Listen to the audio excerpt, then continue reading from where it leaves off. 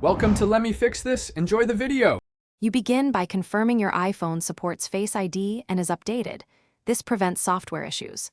Once done, remove any case or screen protector that may obstruct the true depth camera and wipe it clean.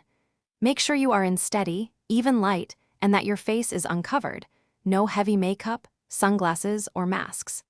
Position the iPhone about 10 to 20 inches from your face and hold it in portrait orientation. Now tap Settings and follow to Face ID and passcode to start the reset. Next, you reset and re-enroll Face ID so the camera learns accurate depth data. Tap Reset Face ID, then choose Set up Face ID and follow the on-screen prompts. Move your head slowly in a complete circle so the true depth system captures every angle. Keep your expression natural.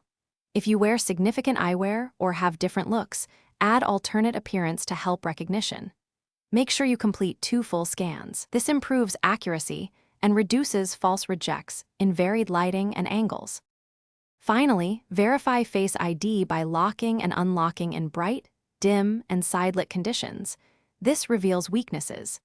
If you notice consistent failures, restart your iPhone and confirm iOS is current, then re-enroll Face ID carefully.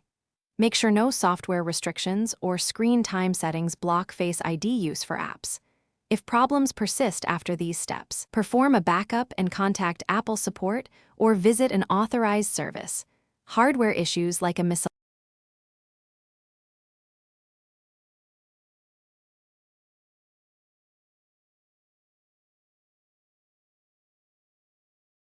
Thanks for watching. If you found this helpful, don't forget to like and subscribe.